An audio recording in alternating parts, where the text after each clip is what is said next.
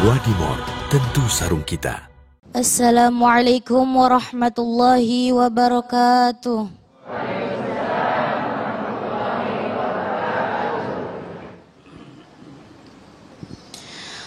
A'udzu billahi minasy syaithanir rajim.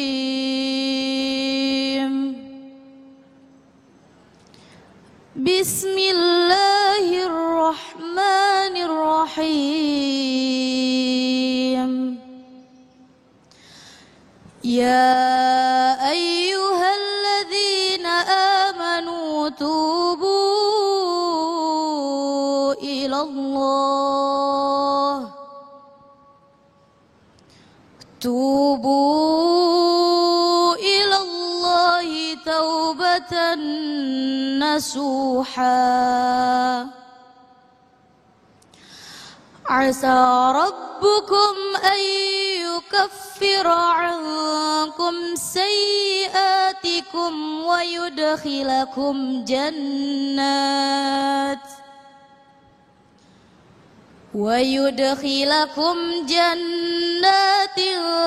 tajri min tahtihal anharu yawma la yukhzillahu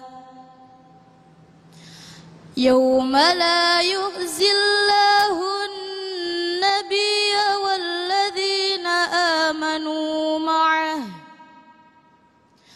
nuruhum yas'a baina aydihim wa biaymanihim yaquluna rabbana asmim lana nurana waghfir lana innaka ala kulli syai'in qadir.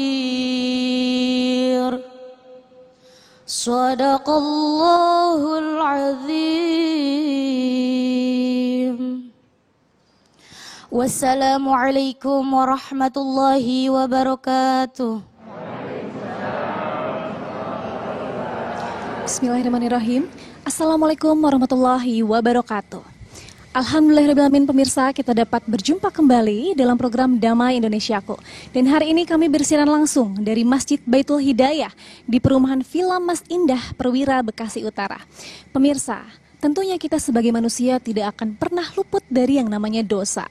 Dan selama kita hidup di dunia, tentunya Allah akan senantiasa membukakan pintu rahmat dan juga pintu maafnya. Hal ini berhubungan dengan tema kita yang akan kita bahas pada hari ini, yaitu taubat sebelum terlambat. Tentunya telah ada narasumber yang sudah berada di dalam bersama dengan sahabat saya, Mas Agung. Silakan Mas Agung. Baik, terima kasih Syasha. Bismillahirrahmanirrahim. Assalamualaikum warahmatullahi wabarakatuh. Alhamdulillahirrabbilalamin. Allahumma salli ala Sayyidina Muhammad wa ala ali Sayyidina Muhammad. Puji syukur kepada Allah yang kembali mempertemukan kita dalam majelis ilmu Damai Indonesiaku. Ya Alhamdulillah, dalam kesempatan kali ini telah hadir guru-guru yang kita cintai, Ustadz Syahdan, Ustadz Yusa Hakam, dan Ustadz Jailani, dengan sebuah tema yang insya Allah akan menjadi nasihat bagi kita berkaitan dengan taubat. Dan tentunya kami persiapkan juga nanti satu segmentasi untuk memperdalam tema kita, tentunya dalam segmen tanya jawab. Inilah Damai Indonesiaku yang dipersembahkan oleh Sarung Wadimor, tentu sarung kita. Selamat mengikuti. Assalamualaikum warahmatullahi wabarakatuh.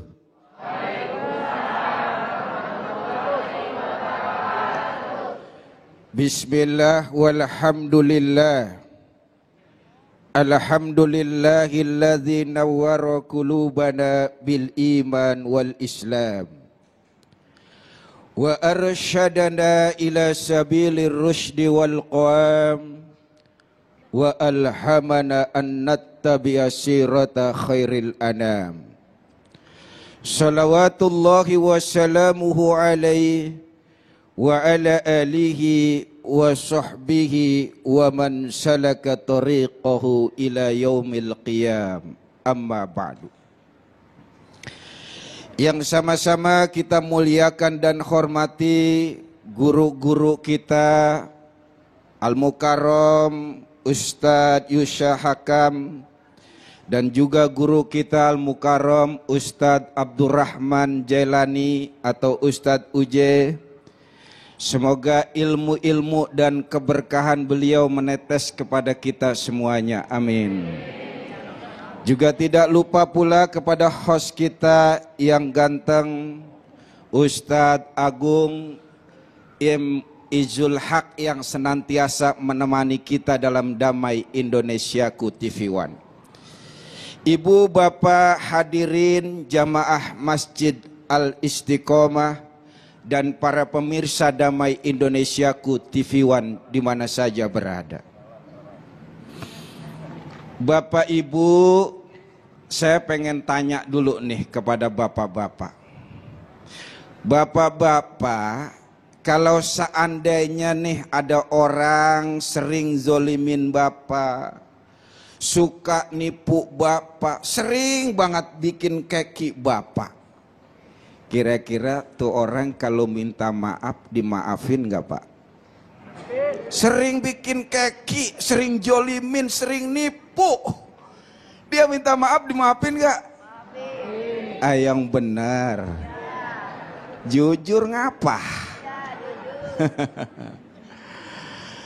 Sulit kita maafin, udah berkali-kali kita dizolimin. Nih ibu-ibu nih, bu,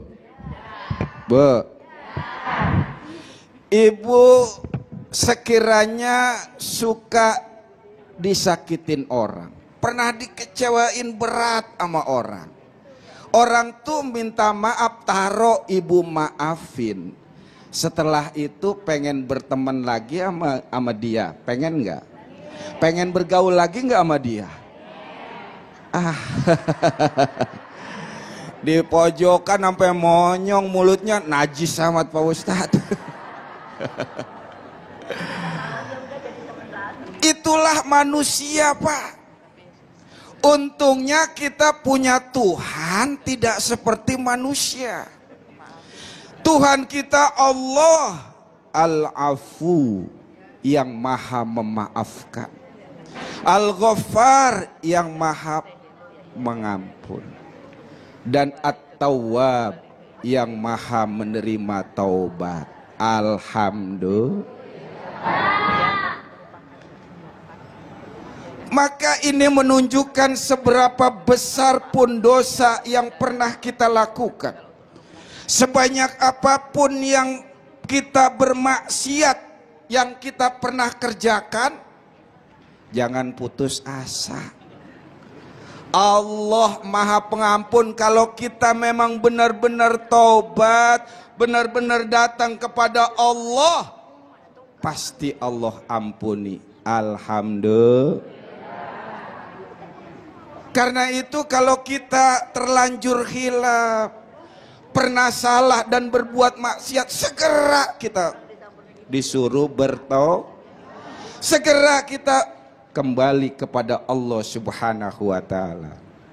Wasari'u ila magfiratim mir rabbikum wa jannatin arduhas samawati wal ard uiddat lil muttaqin. Masya Allah, kita disuruh bersegera menuju ampunan Allah, segera menuju Tuhan kalian dan mendapatkan surga yang luasnya seluas langit dan bumi yang disiapkan bagi orang-orang bertakwa. Insya Allah. Assalamualaikum. Gua ambil loh. Maka Bapak Ibu, di dalam bahasa Arab kembali itu banyak. Kita mengenal ada yang namanya id, aud, yang berasal dari kata ada, ya'udu idan wa audan, artinya kembali. Ada lagi kata inabah, yang berasal dari kata anaba yunibu inabatan, artinya apa? Kembali. Ada lagi kata dari rujuk, roja'a yarji'u rujuan, rujuk ini maknanya juga kembali. Banyak yang mengatakan rujuk ini khusus untuk urusan perceraian. Enggak juga. Bahkan banyak dalam Al-Quran menggunakan kata-kata yang derivasinya rujuk itu justru kembali kepada Allah Subhanahu wa taala. Alladzina idza asobathum musibah qalu innalillahi wa inna ilaihi rajiun. Bapak Ibu yang dimuliakan oleh Allah Subhanahu wa taala, maka kita juga mengenal dan sudah tidak asing lagi yang namanya taubat. Berasal dari kata tabayatubu taubatan, artinya kembali kepada Allah dengan meninggalkan segala maksiat dan dosa yang pernah kita lakukan, dan kita iringi dengan ketaatan kepada Allah Subhanahu wa taala. Assalamualaikum.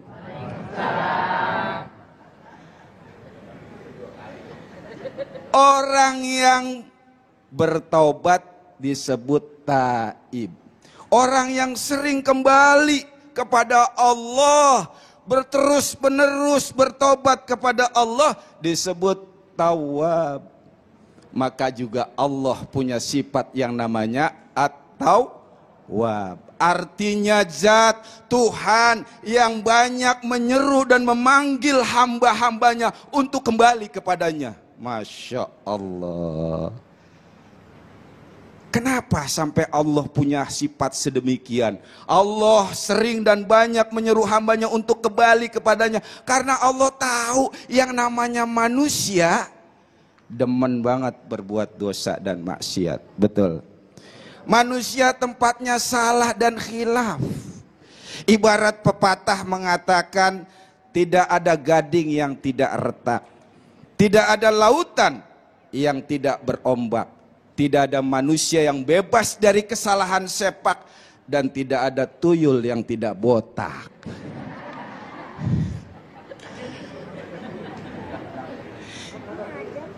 Itu artinya Bapak Ibu sekalian, manusia tempatnya salah. Kalau makhluk yang gak pernah salah, senantiasa taat, namanya malaikat.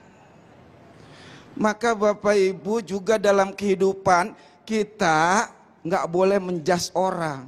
Udah sekali salah kita anggap neraka nih orang. Gak boleh. Gak boleh juga kita merasa suci. Kenapa?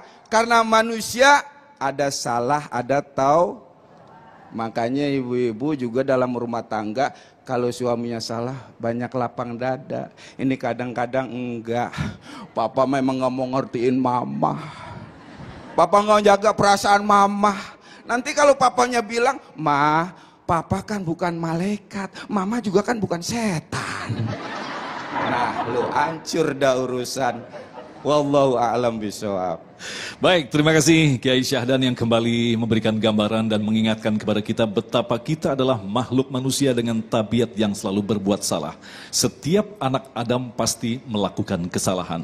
Tetapi bersyukurlah Allah Maha penerima tobat hamba-hambanya. Tetapi patut bagi kita untuk mengukur diri kita. Kualitas tobat kita ini ada di level yang keberapa? Imam Al-Ghazali membagi dalam 4 level dalam tobat. Insya Allah Ujai akan menjelaskan selepas pesan-pesan berikut ini. Damai Indonesiaku yang dipersembahkan oleh Sarung Wadimor, tentu sarung kita.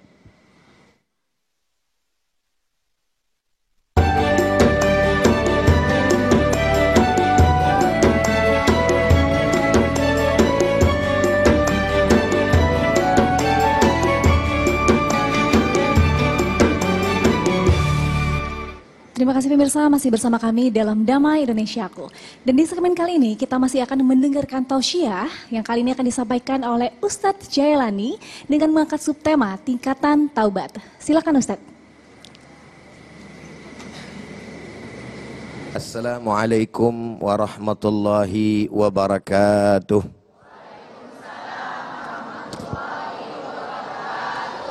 Alhamdulillah. Alhamdulillahilladzi arsala rasulahu bil huda wa dinil haqq liyudhhirahu 'ala ad-din kullih wa kafa billahi syahida. Ashhadu an la ilaha illallah wahdahu la syarika lah wa ashhadu anna sayyidana Muhammadan abduhu wa rasuluh la nabiyya ba'dah. Allahumma salli ala Sayyidina Muhammad wa ala ali Sayyidina Muhammad, amma ba'd. Puji dan syukur hanya untuk Allah, salawat dan salam untuk baginda kita Nabi besar Muhammad sallallahu alaihi wasallam beserta para keluarga, sahabat, dan insya Allah untuk kita semua selaku umatnya. Mudah-mudahan berkah selawat semua yang hadir di sini dan juga para pemirsa Damai Indonesiaku TV One, Allah Ta'ala panggil untuk pergi haji dan umrah agar bisa ziarah ke makam Rasul dan di akhirat kelak mendapatkan syafaatnya. Amin ya Rabbal. Yang sama kita hormati dan sama kita muliakan guru kita yang barusan memberikan tausiah kepada kita, Ustadz Syahdan, dan telah mengambil ciri khas saya. 2 kali maka royalti akan saya tagih setelah ini, saudara. Dan juga ada Ustadz Yusa serta guru kita bersama Ustadz Agung Izzul Haq yang senantiasa menemani kita di program Damai Indonesiaku TV. Memang beda. Alhamdulillah. Bapak-bapak dan ibu-ibu sekalian yang ada di sini, yang mudah-mudahan duitnya banyak. Duit aja, aminnya gede loh. Para pemirsa Damai Indonesiaku yang sama dirahmati oleh Allah Subhanahu wa Ta'ala, tadi guru kita udah panjang lebar bahas. Nah, sekarang kita melihat dari sisi pendapat Al-Imam Al-Ghazali dalam kitabnya Ihya Ulumuddin, ya, Ihya Ulumuddin, yang benar sebenarnya begitu, jadi mudhaf ilaih, ya. Jadi ada 4 karakter orang, ya, yang punya ciri ketika dia bertaubat tuh modelnya kayak apa gitu ya. Tapi perlu sama kita ketahui ya, yang namanya taubat Bapak dan Ibu sebelumnya itu terbagi menjadi 2 kalau saya bilang. Ada taubatnya buat orang yang murtad, ame taubatnya orang yang enggak murtad. Dua-duanya pelaku ahli maksiat, ya, pelaku maksiat, maasi. Cuma kalau murtad ini a'dhamu dzunub, yaitu paling besarnya dosa. Nah, yang namanya murtad, Assalamualaikum. Lu baru gue ceramah udah begini aja. Danga gitu, ngeliatin biar nggak masuk ntar. Lanjut apa kagak ini? Kayak dibeda-bedain gue jadinya nih. Apa tadi? Kalau yang namanya murtad terbagi menjadi 3, ada qauliyah, ada fi'liyah, ada i'tiqadiyah, ya. Yakni ada perbuatan, ada ucapan, ada juga yang namanya keyakinan, ya. Beda ini, ya. Salah satu umpamanya yang mengkhawatirkan masuk di dalamnya manakala ada orang yang mengatakan bahwa Al-Qur'an bukan kalamullah gitu. Assalamualaikum. Masih hidup? Alhamdulillah. Tanya sama saya nih, jawab yang kompak. Ada nggak yang berpendapat nih sekarang yang namanya Al-Qur'an bukan kalamullah? Ada apa kagak? Lu kagak kompak ini. Udah nggak apa-apa, kita mau buka-bukaan aja, udah viral ini tuh orang gitu. Betul kagak? Ada apa kagak? Nah, kalau misalkan ada, berarti dia itu sudah keluar daripada ajaran agama Kata siapa? Bukan kata Uday, bukan kata Abdurrahman Jailani, tapi dalam kitab Sulamut Taufiq karangan Al-Habib Abdullah bin Thohir Ba'alawi Al-Hadrami, bahwa orang tersebut keluar daripada ajaran agama Islam karena sudah murtad i'tiqadiyah, yakni murtadnya secara keyakinan. Assalamualaikum. Jelas apa jelas? Paham apa paham? Begitu. Terus taubatnya boleh nggak Ustadz? Lah boleh. Orang masih hidup mah boleh taubat. Betul kagak? Paling gedenya yang namanya taubat, paling gedenya yang namanya dosa, tadi udah Ustadz bilang loh, itu adalah musyrik. Musyrik masuk dalamnya itu juga tuh, murtad tuh musyrik juga tuh, ya. Diampunin nggak dosanya sama Allah Ta'ala?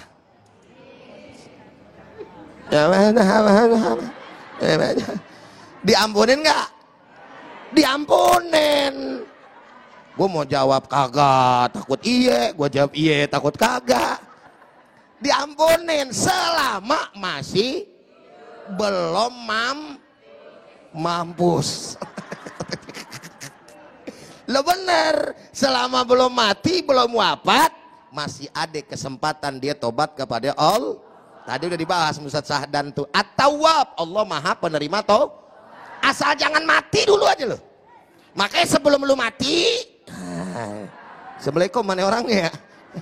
Sebelum lu mati tobat dah, betul ya? Nah, tobatnya orang-orang yang murtad, pertama harus dulu mengucapkan 2 kalimat syahadat. Asyhadu an la ilaha wa asyhadu anna Muhammadar. Baru deh tuh istighfar. Oh, dia yang lagi tobat nih ceritanya nih. Langsung istighfar. Ya enggak, emang harus gitu ya. Astagfirullahal. Nah, yang pertama modelnya orang yang taubatnya paling tinggi menurut Imam Ghazali adalah taubatan nasuha, tingkat pertama tuh. Yang dia taubat kepada Allah maksimal dah. Enggak pernah dia mau lagi ngelakuin tuh apa-apa yang menjadi kesalahan dia. Kemaksiatan dia benci. Jangan katanya dia mau balik. Dia nengok, dia inget aja dia benci sama dirinya sendiri ketika dia melakukan kemaksiatan. Jangan bangga. Kadang-kadang ada yang bangga sih. Ngelihat ada bocah bangor bener gitu ya, 17 setan bangornya. Iya. Kata dia nih begini, lu baru tibang begitu, gue dulu. Wah, gue dulu ada. Gue dulu. Baru tibang begitu lah, kagak ada apa-apanya. Lu mabok baru tibang begitu, doyong-doyong doangan. Gue dulu nyusruk ke got. Wah. Lah nyusruk ke got, bangga dia. Iya. Jadi benci orang istighfar gitu. Dan gak pernah dia untuk melakukan kembali daripada kemaksiatan tersebut. Alhamdulillah. Yang kedua, ada modelnya kata Imam Ghazali, ya. Kalau yang tadi itu ayatnya ya ayyuhalladzina amanu tubu ilallahi taubatan nasuha, tobat nasuha. Yang kedua, dia tobat sama Allah Ta'ala. Cuma kadang-kadang dalam situasi dan kondisi dia nggak bisa nih menolak daripada perbuatan yang memang dianggap dan dipandang oleh ajaran agama adalah dosa. Apa gua katakan udah diri duluan kan Ustadz Agung, ini baru 2 ini. Belum 4. Udah kita singkat ya. Jadi itu. Yang ketiganya adalah dia bertobat. Tapi kadang-kadang masih nyicipin. Ya Allah kagak kuat dah gitu kan. Balik lagi. Tapi dia masih tobat juga. Masih balik istighfar lagi. Yang keempat nih. Yang kalau bahasa kita dakjal makjuje juga nih orang nih. Udah balik tobat, malah dia kembali lagi kepada kemaksiatan. Saat balik kepada kemaksiatan kagak ngerasa berdosa. Nih ciri yang keempat, yang celaka nantinya na'udzubillah dan akan sulit untuk kembali kepada Allah dan mendapatkan hidayah darinya. Na'udzubillah summa na'udzubillahi min. Mudah-mudahan kita termasuk golongan yang insya wallahu a'lam. Terima kasih Ujai dan Alhamdulillah pemirsa yang dirahmati Allah. Tadi kita telah mendapatkan apa yang disebut dengan taubat, kemudian level-level daripada taubat, dan yang tidak kalah penting taubat seperti apa sesungguhnya yang diterima oleh Allah Subhanahu wa taala. Disinilah pentingnya kita memahami syarat-syarat diterimanya taubat oleh Ustadz Yusha Hakam selepas pesan-pesan berikut ini. Damai Indonesiaku.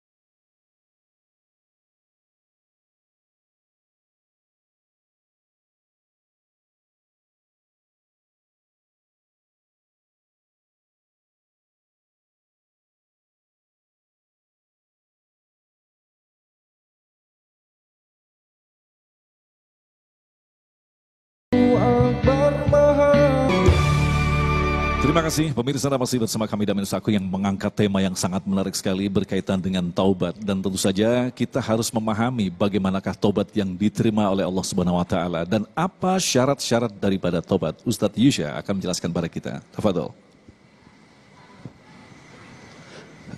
Assalamualaikum warahmatullahi wabarakatuh.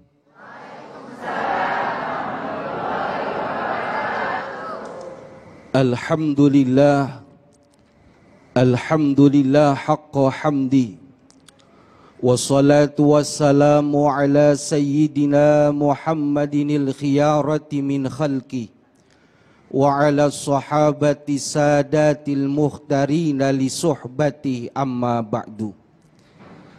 Yang sama-sama kita hormati dan kita muliakan segenap para alim ulama, para guru, para habaib, para sesepuh masyarakat, wabil khusus salam hormat, salam takzim, salam mahabbah. Sama-sama kita haturkan kepada guru-guru kita yang baru saja menyampaikan butiran-butiran ilmu. Al-Mukarram wal Muhtaram Al-Ustadz Syahdan, guru kita Al-Mukarram wal Muhtaram Ustadz Abdurrahman Jailani, Mas Agung, yang tadi belum disebut Kohos Mbak Syasha, dan segenap DKM Masjid Baitul Hidayah. Kirain ganti nama jadi Istiqomah. Tadi Ustadz lupa. Maklum Ustadz Syahdan baru pulang haji, nyampe rumah hari Jumat, itu koper aja belum dibongkar, udah damai katanya. Jadi maklumin ya Bu, saya nggak bilang tua, nggak berani. Habis pulang umroh beliau. Mudah-mudahan pulang haji pakai salah dah. Ini kebawa saya sama yang sebelumnya. Asli mah pendiam saya. Dan bapak-bapak, ibu-ibu jamaah Damai Indonesiaku dimanapun Anda berada. Di dalam kehidupan kita tidak ada seorang pun manusia yang bersih daripada dosa dan khilaf. Siapapun dia, apapun strata sosialnya, pasti pernah melakukan kesalahan.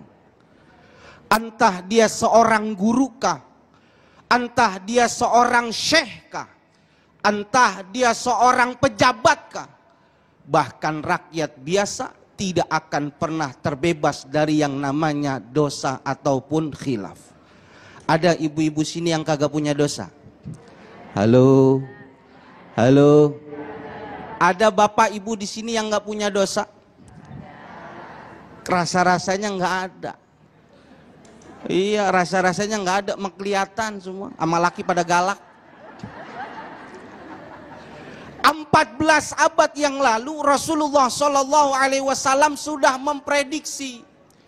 Nabi mengatakan kullu bani Adam khata'un. Setiap anak Adam pasti pernah melakukan kesalahan, pasti pernah melakukan dosa.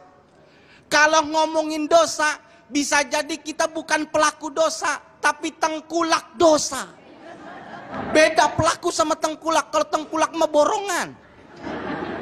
Bisa jadi setiap waktu yang kita lewati tidak terlepas daripada kesalahan dan kekhilafan. Zahirnya hadir ke majelis ilmu, hadir ke majelis taklim, matanya mandang saya, telinganya dengerin suara saya, tapi hatinya ngomongin saya. Nih Ustadz gendut banget, makannya berapa karung ya? Ada yang begitu?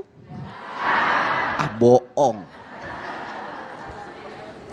Kalau ada istighfar astagfirullah, itu yang istighfar maksud saya. Ini Ustaz gemuk banget.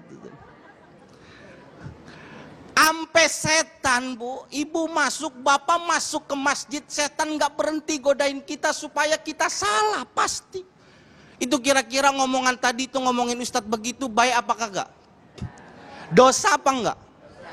Dosa. Allah tahu enggak? Tahu. Jangan lagi-lagi. Jangan lagi.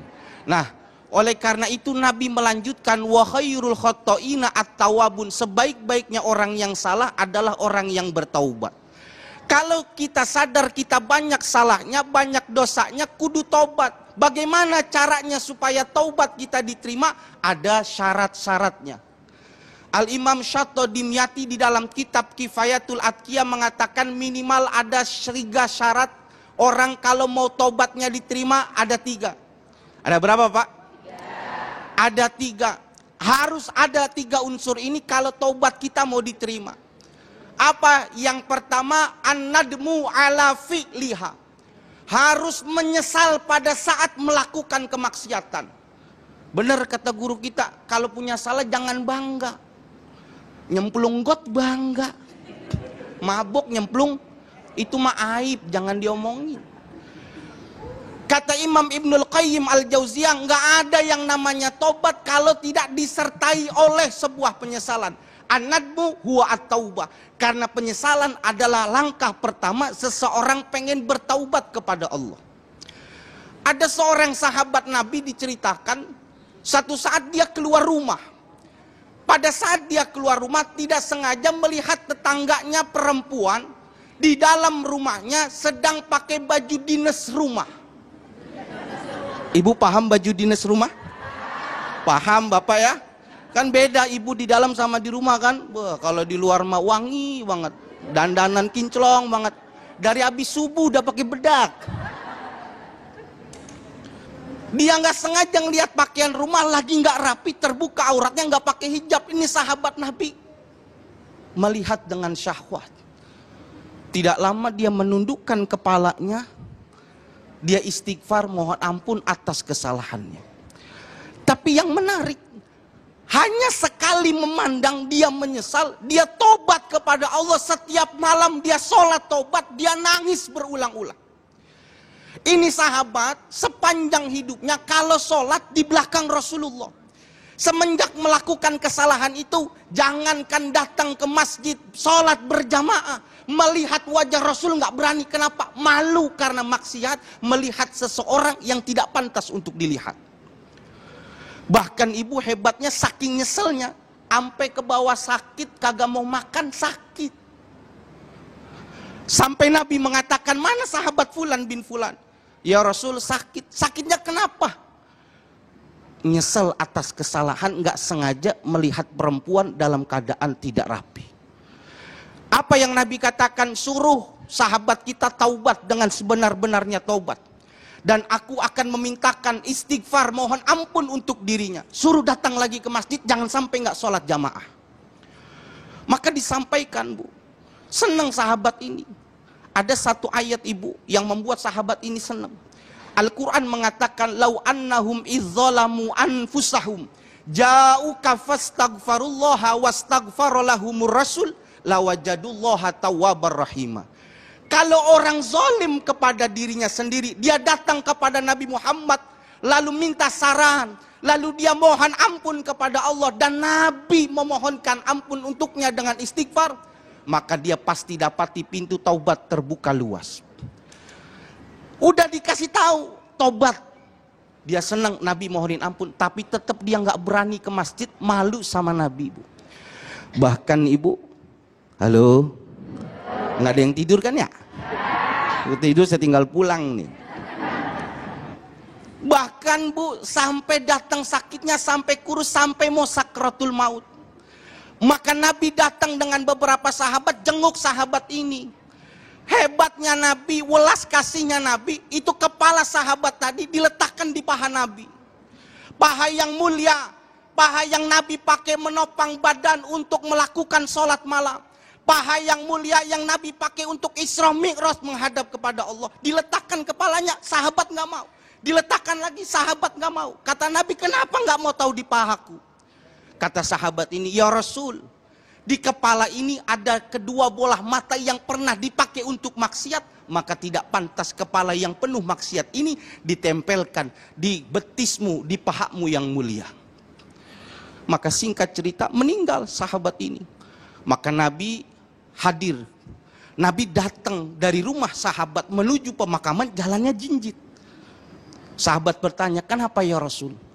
seandainya dibuka hijab, maka pastilah kalian melihat kuburan ini sempit karena banyaknya para malaikat yang turun untuk hadir daripada menghadiri pemakaman. Kenapa? Dia menyesal atas kesalahannya. Insya Allah nanti kita sambut lagi. Masya Allah, luar biasa sekali tausiah yang disampaikan oleh Ustadz Yusya tentang syarat diterimanya taubat. Dan pemirsa, kali ini di sebelah saya sudah ada penanya. Dengan Bapak siapa, Pak? Eko. Bapak Eko, silakan pertanyaannya disampaikan, Pak. Assalamualaikum warahmatullahi wabarakatuh. Untuk para guru kita, mohon maaf pertanyaan singkat aja ya. Sekarang kan fenomena STMJ ya. Apa itu, Pak, STMJ, maaf? Sholat terus maksiat jalan. Masya Allah. Nah, itu bagaimana cara taubatnya orang-orang atau saya lah yang mungkin seperti itu. Itu aja lah. Pendek saja pertanyaan. Terima kasih. Assalamualaikum warahmatullahi wabarakatuh. Waalaikumsalam warahmatullahi wabarakatuh. Mengenai fenomena STMJ, Ustadz. Nah, kita akan membahasnya pemirsa, tentu saja akan dijawab oleh para narasumber kita di segmen selanjutnya. Tetap bersama kami di Damai Indonesiaku. Ingat.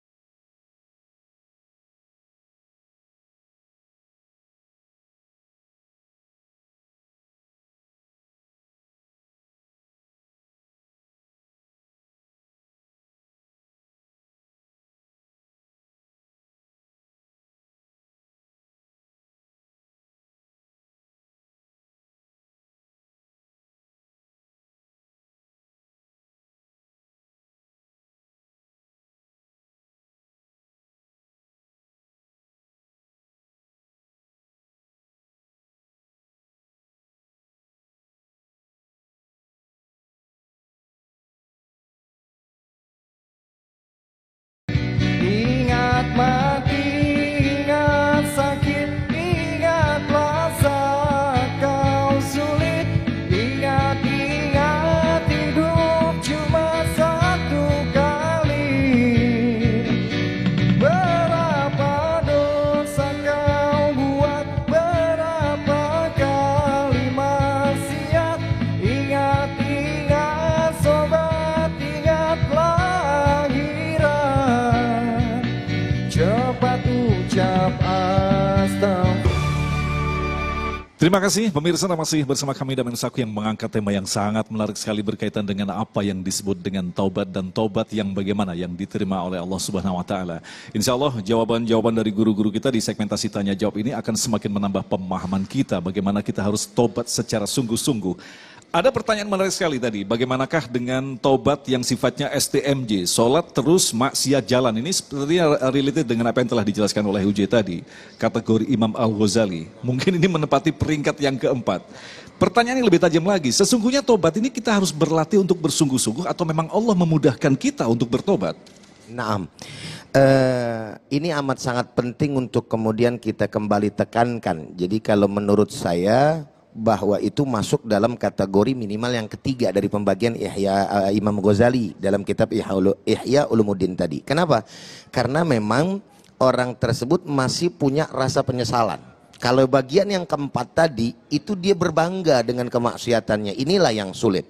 Oleh karenanya ketika seseorang itu melakukan daripada kemaksiatan, hal yang paling pertama adalah satu, dia menyesal, yang kedua jangan pernah putus asa dari rahmat Allah. Itu poin. Sehingga dia tidak merasa sebagaimana ada sebagian orang-orang yang ada di zaman sekarang ini, udahlah, gue ibaratnya masih banyak kotornya bro gitu. Jadi ntar aja dah bro, kalau misalkan gue udah bener-bener bersih, gue balik lagi ke Allah. Kalau sekarang percuma, nggak bakalan Allah terima gue. Nah ini perkataan yang kelihatannya sadar akan dirinya, tetapi sejatinya dia telah terperosok di dalam iblis punya kemauan gitu loh. Nah supaya mereka memang nggak bertobat, yang pada akhirnya mati lu dalam keadaan maksiat. Jangan sampai seperti itu. Makanya hal ini dikuatkan oleh hadis baginda Nabi besar Muhammad SAW di dalam kitab-kitab hadis, termasuk yang paling ringan adalah kitab hadis Arba'in An-Nawawi. Di situ termaktub dikatakan ittaqillah. Kata Nabi besar Muhammad SAW, bertakwalah kalian kepada Allah. Ittaqillah haitsu ma kunta, dimanapun kamu berada. berusaha semaksimal mungkin gitu. Lalu kemudian Allah dan Rasulnya tahu sadar kita ini pendosa gitu loh. Tapi bukan tengkulak kayak yang tadi dibilang Musa, bukan. Pendosa ada minimal gitu, yang nyesel gitu loh. Ya kan masih ada perasaan nyesel gitu. Wa atbi'is sayyi'ata al hasanata. Jadi poin yang di garis bawah itu. Dan ikutilah, iringilah keburukan yang kita lakukan dengan kebaikan. Artinya di sini punya gambaran kita itu memang pada umumnya begitu. Pasti buat salah terus, pasti buat salah terus. Tapi ketika kemudian kita buat salah, hati-hati. Jangan terjebak yang namanya setan punya kemauan. Taubat aja terus. Jadi buat salah, barengin sama kebaikan. Taubat, barengin sama kebaikan. Begitu aja. Ya ini bukan ngomongin orang, ngomongin diri sendiri sebenarnya. Begitu ya. Karena kita modelnya model macam kayak begitu ya. Nah tapi poinnya jangan sampai kemudian kita berputus asa dari rahmatnya Allah Subhanahu wa ta'ala. Itu menurut aneh. Jadi level yang ketiga tadi belum dihukumi, dia murtad begitu ya. Masih ada peluang untuk memperbaiki. Yang keempat juga istilahnya bisa murtad bisa enggak.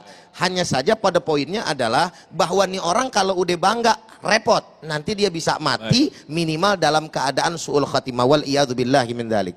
Baik, Ustadz Syah, dan kalau kita kembangkan tadi bahwa Allah setiap saat menerima tobat seorang hambanya ketika dia memang memiliki keinginan untuk bertobat. Ini ada sebuah ayat di mana ketika Fir'aun tenggelam yang diabadikan dalam surah Yunus 90, bahkan di terakhirnya Fir'aun mengatakan, aku percaya bahwa tidak ada Tuhan melainkan Tuhan yang dipercaya oleh Bani Israel dan aku termasuk orang-orang muslim. Dan diperkuat lagi dengan sebuah hadis dari Tirmizi, Allah selalu menerima tobat seseorang sebelum nyawa sampai di kerongkongan. Nah, kategori orang yang akhirnya sadar dengan kesalahan-kesalahannya tetapi dia sudah sampai di kerongkongan, artinya apakah tobat diterima atau memang tertolak? Padahal pada saat akhir dia menyatakan tiada ilah selain Allah. Ustadz Syahdan. Ya, sebelumnya saya sedikit dari sisi pandangan yang lain tadi guru kita menjelaskan tadi yang STMJ, sholat terus maksiat jalan. Pertama kita barangkali saya lihat dari sisi yang lain, ini boleh jadi sholatnya belum beres, ya kan? Karena inna sholata tanhanil fahsya'i wal munkar. Jadi harus diperiksa dulu nih sholatnya. Makanya ada riwayat orang sholat, begitu selesai kata Nabi, sholat lagi kamu. Udah Rasul, sholat kamu belum sholat. Sholat lagi, begitu selesai, sholat lagi kamu. Lah udah tadi ya Rasul, sholat lagi kamu belum sholat. Sampai 3 kali tuh orang sholat. Udah nyerak dari Rasul, gimana sih ini caranya? Gitu kan. Kata Rasul, sempurnakan wudhumu, bertakbirlah. Itu artinya kita dari wudhunya aja harus sudah sempurnain. Syarat rukunnya diperhatikan, sunnah-sunnahnya dilakukan. Ini kadang menang air banyak doang. Ya kan, Rasul itu kalau wudhu cuma 1 sok, 4 mud. 1 mudnya segini nih. Ya kan, itu irit banget kan.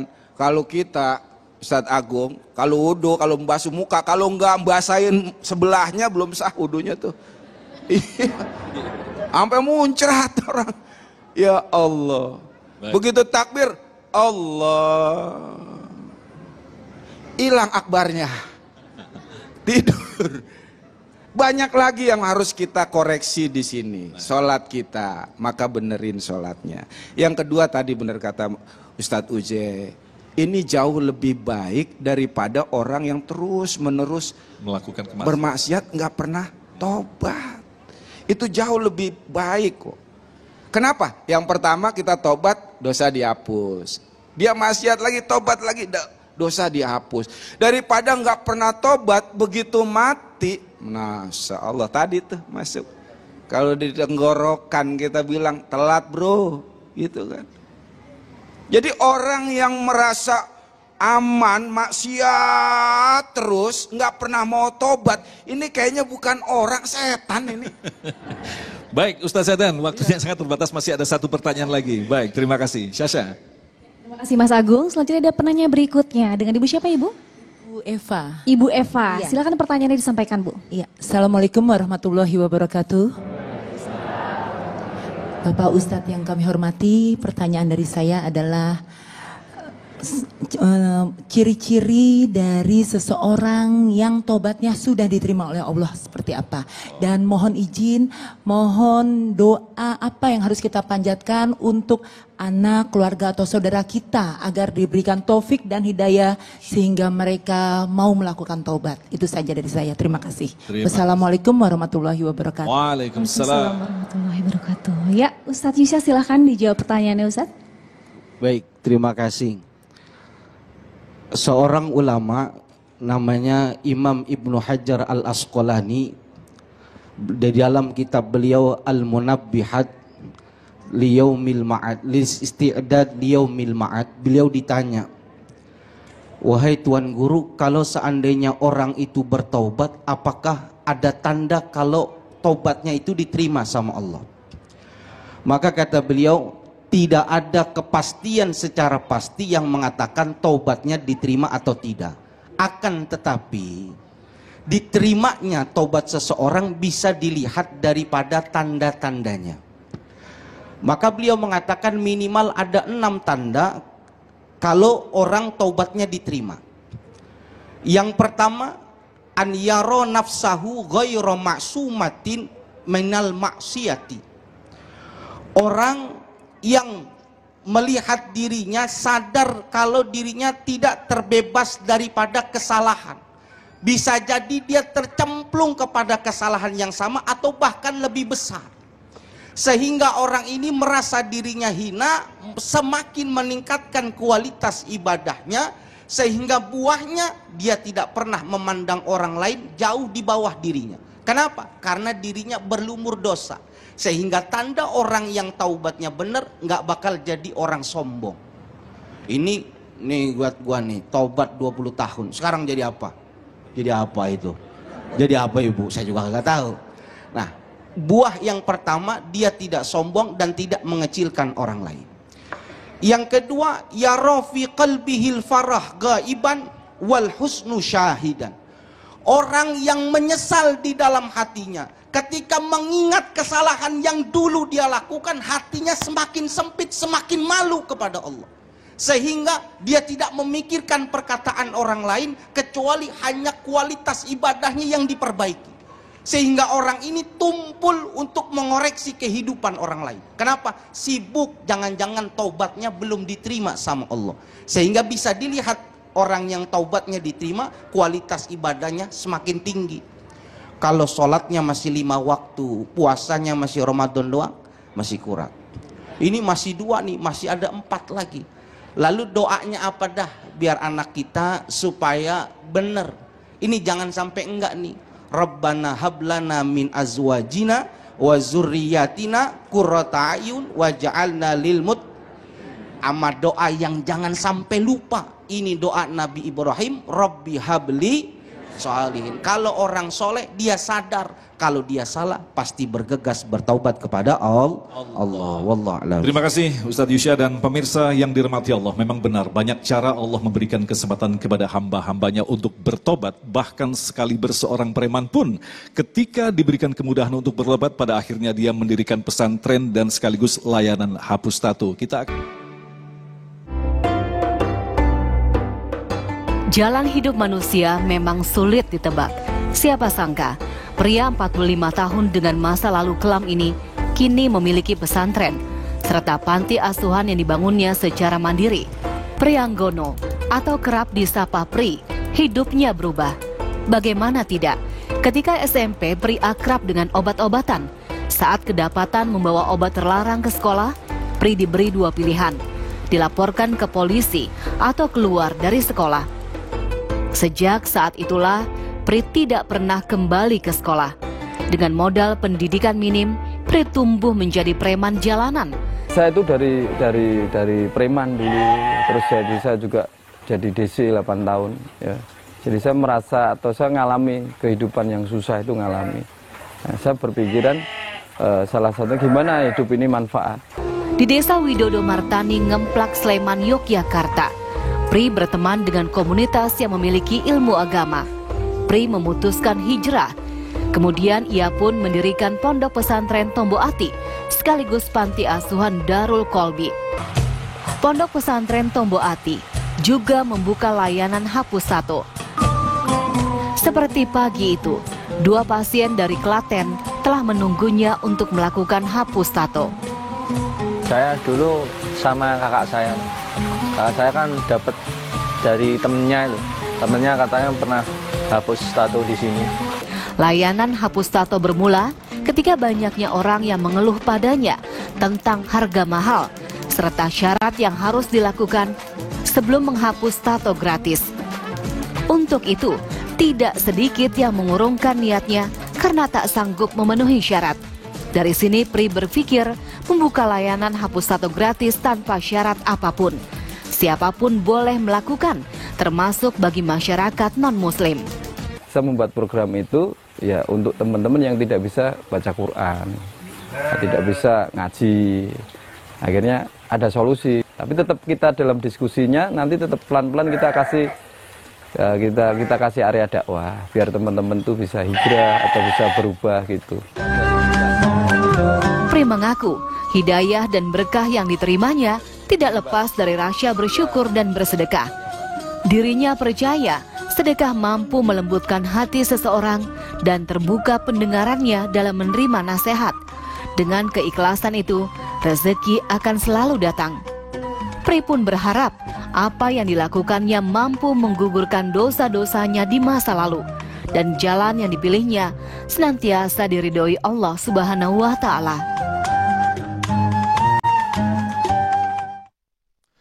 Masya Allah, luar biasa sekali. Mungkin ini bisa kita sebut sebagai totalitas dalam bertobat. Kita mulai dari Ujai. Bagaimana ibroh yang bisa kita petik dari kasus tadi? Nah, ibroh yang pertama yang bisa saya sampaikan dari apa yang kita lihat, yakni tidak semuanya kadang orang mendapatkan hidayah tersebut dari jalan orang yang kelihatannya lebih islami. Ya, contoh misalkan ada orang ngelihat saya, ngelihat kita ini sebagai para ustadz. Ini orang belum tentu ketika kita dakwahin dia masuk sama kita. Jelas nggak kita kan? Kenapa? Karena tadi orang ngerasa bahwa dia minder duluan, terus kemudian takut duluan gitu. Tapi ketika yang datang orang model macam kayak begini yang Allah Ta'ala pilih, dia lebih nyaman. Kenapa? Karena memang lu dulu sama gue sama nih. Tuh kan? Sehingga pada akhirnya dia lebih masuk kepada orang-orang yang seperti ini. Maka melihat itu pelajaran yang selanjutnya adalah la tahtakir man dunaka falikulli syai'in maziyah. Jangan pernah merendahkan orang lain karena siapa tahu nih orang punya kelebihan yang kita nggak punya kelebihan itu. Yang pada akhirnya dia bisa lebih baik daripada kita, dia punya manfaat lebih banyak daripada kita.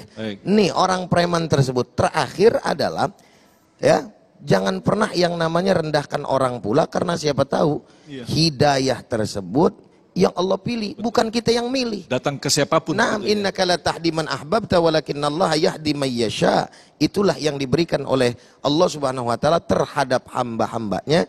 Dan terakhir sekali, mudah-mudahan kita termasuk orang senantiasa selalu bertobat kepada Allah Subhanahu wa taala. Wallahu a'lam. Ustaz Yusya. Ayat Al-Quran mengatakan inna rabbaka wasi'ul maghfirah. Ini gigit pakai gigi geraham jadi oleh-oleh kita buat pulang. Kalau rahmat dan ampunan Allah sangat luas. Sebanyak apapun kesalahan yang kita lakukan, sebesar apapun kesalahan yang kita lakukan, kalau kita masih mau bertobat, taubat kita masih diterima.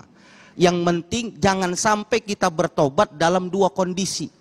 Pertama, kondisi pada saat seseorang yugorgir, mau meninggal. Itu Fir'aun tadi, kenapa ditolak aman tu bi Rabbi Harun wa Musa? Dia bertobat karena ruhnya sudah sampai tenggorokan. Kalau sekarang masih enak, masih sempat. Yang kedua, jangan sampai kita ingat kepada Allah dan bertobat ditolak kalau matahari sudah terbit dari arah barat dan terbenam sebelah timur, yang tandanya dikit lagi hari kiamat. Sekarang minta ampunan kepada Allah, insya Allah Allah ampuni dosa-dosa kita. Ustaz Syahdan. Ya, apa yang dilakukan yang kita saksikan luar biasa sekali dan itu karunia yang dahsyat luar biasa. Tapi kalau pandangan saya ada sedikit lagi tambahan. Sebagaimana yang dilakukan oleh para sahabat dulu. Lihat bagaimana sahabat Umar bin Khattab radhiyallahu an. Ketika masih belum beriman, semua orang beriman takut semuanya. Begitu beliau masuk beriman, masuk Islam, beliau mendeklir di hadapan Rasul. Ya Rasul, Kalau ketika aku kafir orang beriman, banyak yang takut kepadaku. Ketika aku beriman, aku akan lebih banyak lagi orang kafir takut padaku. Begitu juga Khalid bin Walid. Ketika belum masuk Islam, banyak membunuh orang beriman. Kata Khalid bin Walid, setelah aku beriman, maka aku akan lebih banyak lagi membunuh orang kafir. Begitu juga Wahsy. Ketika dia belum beriman, membunuh orang yang paling dicintai oleh Rasul.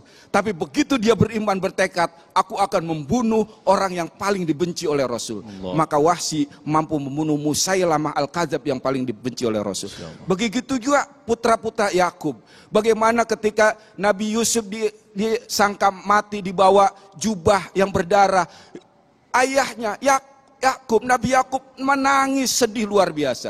Singkat kata, ketika saudaranya ketemu Yusuf dan cerita ayahnya sakit, kata Yusuf, bawa jubahku, usapkan jubahku ke mata ayah. Itu rebutan yang pengen bawa jubah. Ada yang paling tua ngotot, aku yang bawa. Kenapa Kak? Karena ketika dulu itu jubah aku yang bawa membuat ayah menderita dan sengsara sakit. Dan sekarang aku pengen bawa jubah ini membuat ayah bahagia. Masya Allah, luar biasa. Nah tadi ada tato begitu, ya itu luar biasa. Dan yang namanya preman itu kan meresahkan masyarakat. Terus tadi narkoba ya, buat gerakan anti narkoba. Yang dulu meresahkan, bikin aman. Wah itu dahsyat, luar biasa. Wallah. Terima kasih guru-guru yang kita cintai yang telah memberikan ilmu yang sangat luar biasa sekali. Dan insya Allah nanti di akhir nanti kita akan berdoa bersama, kita aminkan. Mudah-mudahan kita termasuk dipilih oleh Allah untuk menjadi hamba-hambanya yang selalu bertobat dan diterima tobat kita oleh Allah Subhanahu Wa Taala. Tetaplah bersama kami, Damai Indonesiaku.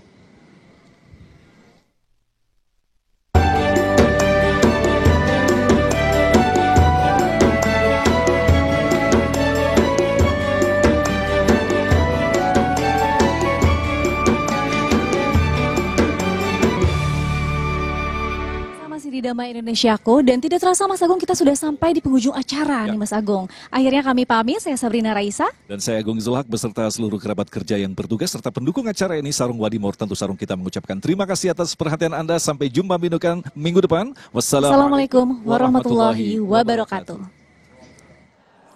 Allahumma salli ala Sayyidina Muhammad wa ala ali Sayyidina Muhammad. Ya Allah, ya Rahman, ya Rahim. Ya Rab, Engkau hidupkan kami dengan iman. Maka kami mohon kepadamu ya Allah, matikan kami kelak ya Allah dengan iman, percaya kepada Engkau dan membawa ajaran agama Islam. Ya Allah, ampuni segala dosa-dosa kami ya Allah, dan masukkan kami ke dalam golongan orang-orang yang senantiasa tanpa bosan memohon ampunan dan bertaubat kepada Engkau ya Allah. Jadikan pula anak-anak keturunan kami orang-orang yang kami cintai, termasuk orang-orang yang bertaubat dan kembali kepada Engkau serta Engkau ridhai baik di dunia maupun akhirat. Ya Allah, ya Arhamar Rahimin, ganti ya Allah segala keburukan-keburukan hamba menjadi kebaikan-kebaikan agar Engkau mencintai dan ridha terhadap kami ya Rabbana. Rabbana la tuzigh qulubana ba'da idh hadaitana wa hab lana min ladunka rahmah innaka antal wahhab. Rabbana atina fid dunya hasanah wa fil akhirati hasanah wa qina adzabannar. Wa sallallahu alaihi sayyidina Muhammadin nabiyil ummi wa ala alihi washabbihi wasallam. Walhamdulillahi rabbil alamin. Taqabbalallahu minna wa minkum fataqabbal ya karim. Tasbih nadiku berdenyut merdu, kembang kempis dan